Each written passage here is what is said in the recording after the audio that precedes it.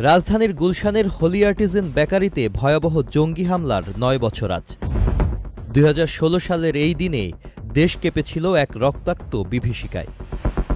বাংলাদেশের ইতিহাসে সবচেয়ে ভয়াবহ জঙ্গি হামলা হিসেবে পরিচিত এই ঘটনায় ২২ জনকে নির্মমভাবে হত্যা করে ৫ জঙ্গি।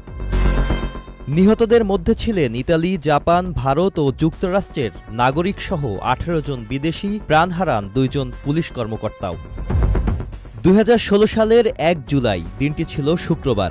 সন্ধ্যার পর হঠাৎ করে খবর আসে গুলশানে সন্ত্রাসীদের সঙ্গে পুলিশের গোলাগুলি হচ্ছে। রাত ৯:৩০টার দিকে গোলাগুলিতে আহত হন বনানী থানার ওসি মোহাম্মদ সালাউদ্দিন। হাসপাতালে নিয়ে যাওয়া হয় তাকে। রাত ১০টার দিকে পুলিশ, র্যাব এবং আধা সামরিক বাহিনী, বর্ডার গার্ড বাংলাদেশের কয়েকশো সদস্য ঘটনাস্থলে অবস্থান নেন।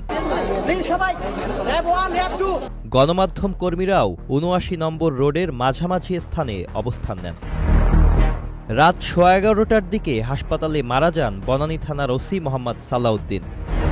রাত ৪টা পর্যন্ত অস্ত্রধারীদের সঙ্গে কোনো যোগাযোগ স্থাপন করতে পারেনি আইনশৃঙ্খলা বাহিনীর সদস্যরা।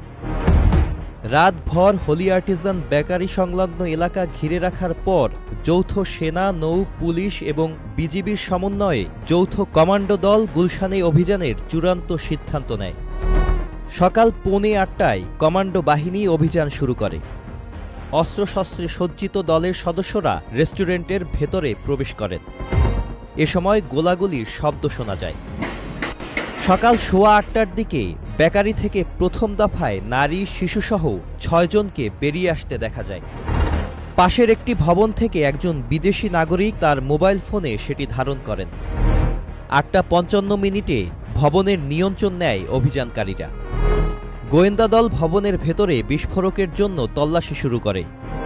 কিছুক্ষণ পরই আলামত সংগ্রহের কাজ শুরু করে গোয়েন্দারা। ৯:১৫ অভিযান শেষ হয়। কমান্ডো অভিযানের মধ্য দিয়ে ঢাকার গুলশানের হোলি আর্টিজান বেকারিতে প্রায় ১২ ঘণ্টার রক্তাক্ত জিম্মি সংকটের অবসান হয়। থান্ডারবোল্ট নামে সেনাবাহিনীর কমান্ডোরা যে অভিযান চালান, সেখানে জঙ্গি হামলায় সরাসরি অংশ নেয়া ৫ তরুণের সবাই মারা যান।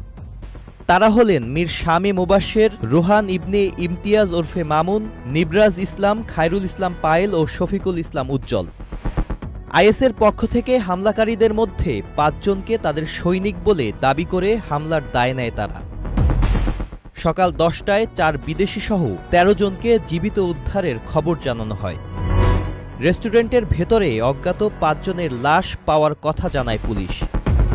১১:৫০ অভিযানে সন্ত্রাসীদের ৬ জন নিহত এবং ১ জন ধরা পড়েছে বলে নিশ্চিত করা হয়। Sajid Abdullah, channel I. Bundle থাকলে প্রতি সেনমানিতে টাকা বাঁচবে। বিকাশ সেনমানি বান্ডেল কিনে জিতুন প্রতি লেনদেনে। শুরু হয়েছে Standard Charter Channel I Agro অ্যাওয়ার্ডের ১০ম আয়োজনের মনোনয়ন গ্রহণ। এবার নতুন ক্যাটাগরি, বছরের সেরা ছাদ কৃষক সহ মোট ১৩টি ক্যাটাগরিতে পুরস্কার প্রদান করা হবে। মনোনয়ন গ্রহণ চলবে আগামী ১৫ জুলাই ২০২৫ তারিখ পর্যন্ত। বিস্তারিত জানতে ভিজিট করুন www.agroaward.com এবং ফোন করুন 018737000556 এই নম্বরে।